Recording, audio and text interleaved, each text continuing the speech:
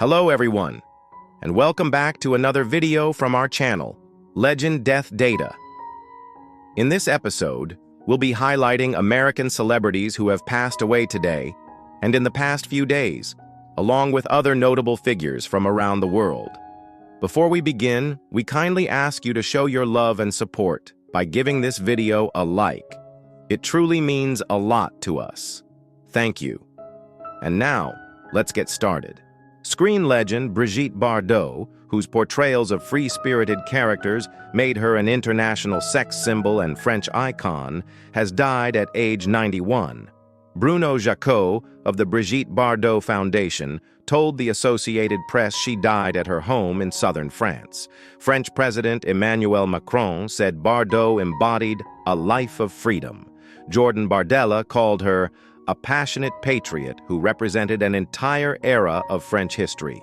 Born on September 28, 1934, in Paris, Bardot became world famous after starring in the 1956 movie And God Created Woman, directed by her first husband, Roger Vadim. The provocative film was a massive box office hit, despite criticism from watchdog groups. Dubbed a sex kitten, Bardot broke through just as the sexual revolution was underway. French feminist philosopher Simone de Beauvoir called her the most liberated woman in post-war France. President Charles de Gaulle declared that Bardot was a French export as important as Renault cars. She appeared in more than 40 movies before retiring from acting at age 39. Before retreating to her French Riviera estate, Bardot posed for Playboy to mark her 40th birthday. Then she championed a new cause: animal rights. "I gave my youth and my beauty to men," Bardot once said, "but I give my wisdom and experience to animals." In 1986, she founded the Brigitte Bardot Foundation and used her fame to campaign for animal welfare, from saving baby seals on Arctic ice floes to lobbying for protective legislation. Bardot married 4 times and had 1 son. She also recorded 60 pop songs, many with French singer Serge Gainsbourg. Melanie Watson, known for her role on Different Strokes, has died at age 57. The actress passed away on Friday, December 26th, in Colorado Springs, Colorado. Her brother, Robert Watson, said she had been hospitalized and that her condition worsened. Melanie was born with osteogenesis imperfecta, a genetic disorder also known as brittle bone disease, which causes bones to be extremely fragile. She used a wheelchair throughout her life. She appeared in 4 episodes of Different Strokes as Kathy Gordon. The classic sitcom, starring Gary Coleman and Todd Bridges, aired for 8 seasons from 1978 to 1986. Her character was introduced in the show's 3rd season, with standout performances in the 1982 episode Kathy and the 1984 episode Kathy's Olympics. Melanie founded the organization Train Right, which trains shelter dogs to assist people with disabilities. In a 2020 interview with IndieWire, she reflected on her iconic role and praised producer Norman Lear for his pioneering work in disability representation. "I'm proud of Norman for going against the norm and doing something," she said. "I didn't realize what a gift it was to be the first one out there. If I had to do it all over again, I would have stayed in the business." Melanie was married to Robert Bernard from 1994 to 1996. She leaves behind a powerful legacy as a trailblazer who broke barriers for disabled actors on television. Pat Montandon, the TV host, activist, and socialite who once dated Frank Sinatra, has died at age 96. Her son, Sean Wiley, announced her death on Facebook, sharing that she passed away on December 21st at an elder care facility in Palm Desert, California. "She passed surrounded by love," he wrote, noting that her beloved friend Susan Gold and family members were by her side. Born in Oklahoma in 1928, Montandon relocated to San Francisco in the 1960s, where she became known for her lavish parties, attended by celebrities like Andy Warhol and members of the Getty family. Over the years, she worked as a model, television host, and newspaper columnist. She later founded a peace organization called Children as Teachers for Peace, making 37 international trips on the group's behalf to promote dialogue and nonviolence among young people. Montandon, who was married and divorced 4 times, was also known for briefly dating legendary singer Frank Sinatra. She was able to see her 2 grandchildren, Owen and Mira Wiley, last month before her passing. Montandon leaves behind a legacy as a pioneering television personality, a tireless peace activist, and an iconic San Francisco socialite who brought together some of the most fascinating figures of her era. Gustave Boto, the celebrated French tenor known for his powerful voice and commanding stage presence, has died at age 99. Born in Pau on July 14, 1926, Boto won the 1954 Concours International de Chant de Paris, often referred to as the Concours de Ténor, launching a remarkable career that spanned nearly 2 decades. He sang at the Théâtre Royal de la Monnaie in Brussels before moving to the prestigious Opéra Garnier in Paris, where he held leading roles for several years. His rich vocal timbre and athletic physique made him ideally suited for dramatic roles, including Samson, Samson et Dalila, Radames, Aida, Lohengrin, Romeo, Romeo et Juliet, Faust, Don José, Carmen, and Pinkerton, Madama Butterfly. He became particularly renowned for his performances in the double bill of Cavalleria Rusticana and Pagliacci at the Opéra de Paris during the 1960s. His reputation spread internationally through acclaimed performances in Japan and the USSR, and he starred at major summer festivals, including the Corrigi d'Orange and the Arena di Verona. After taking a break due to health issues from 1964 to 1968, Boto resumed his career with Hérodiade at the Festival d'Aix-en-Provence and continued performing until his retirement in 1973. Boto was married to soprano Jacqueline Sylvie, who passed away in 2024. He leaves behind a legacy as one of France's most distinguished operatic tenors of the 20th century. Mollywood actress and producer Allwell Ademola, acclaimed Nollywood actress and producer, has died at age 43. Sources in the entertainment industry said Ademola passed away on Saturday after reportedly suffering a heart attack at her residence before being rushed to the hospital. News of her death sparked an outpouring of grief across social media, with colleagues expressing shock and disbelief. Actress Fathia Williams took to Instagram to mourn her, writing, "Ha, this hit me so bad. Aniyan Oban Khan, Allahu Akbar. All well."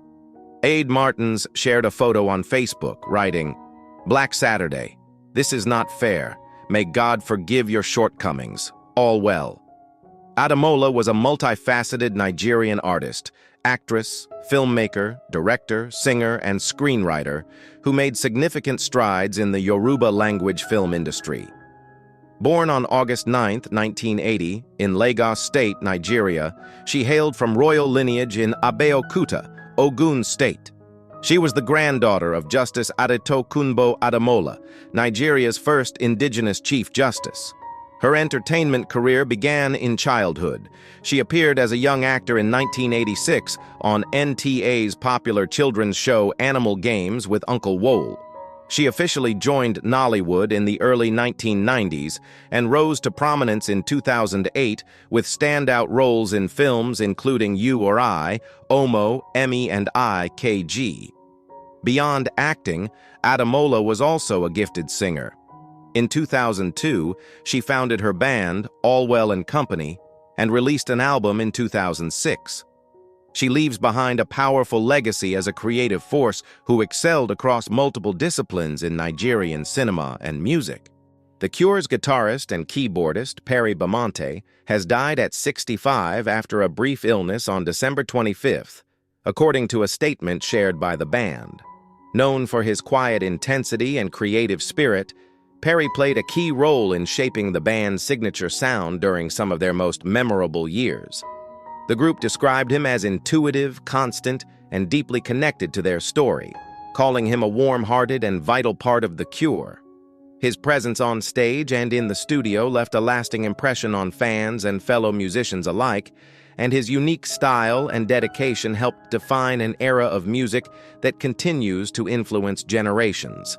His contributions weren't just musical.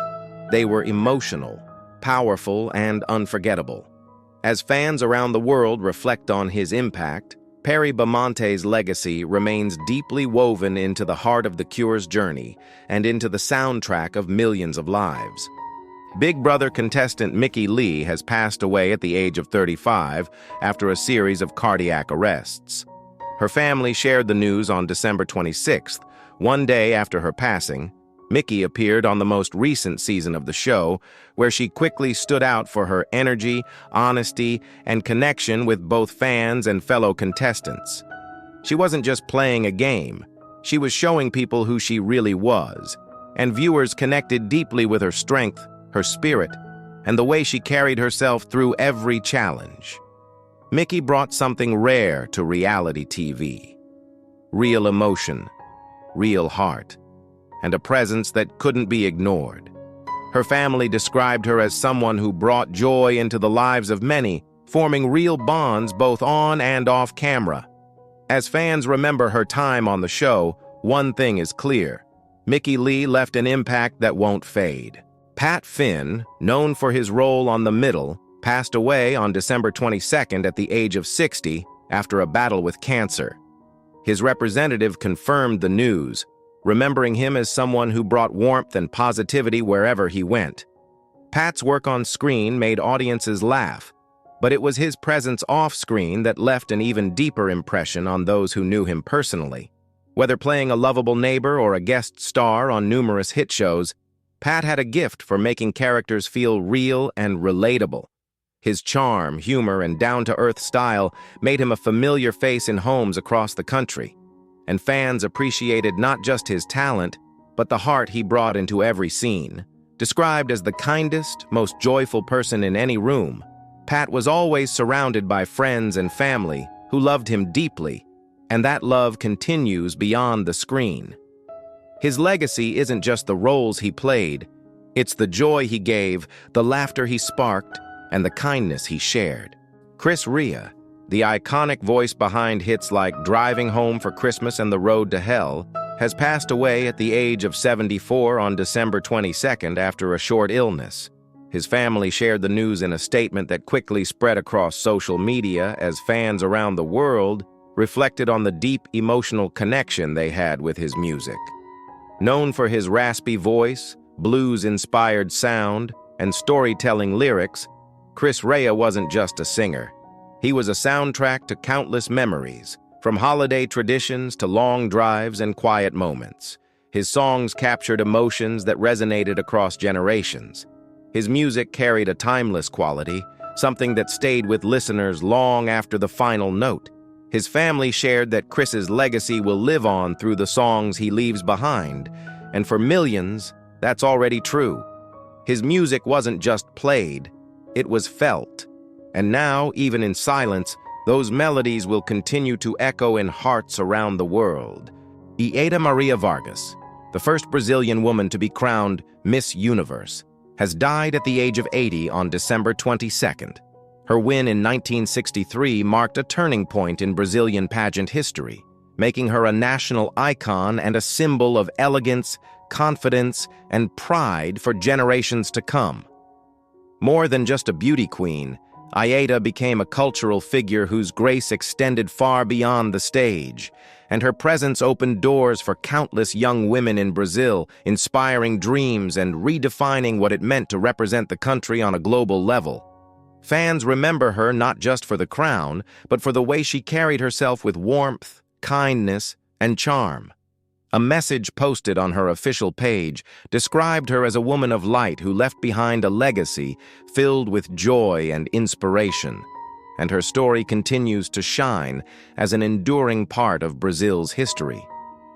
Imani Diaz-Smith, a former Broadway child actress best known for playing young Nala in The Lion King, has died at the age of 21 on December 21st. She passed away at Robert Wood Johnson Hospital after being brought in with critical injuries, and authorities later arrested her boyfriend in connection with the case. Imani was a rising star, a powerful performer with the rare ability to sing, dance, and act with equal brilliance.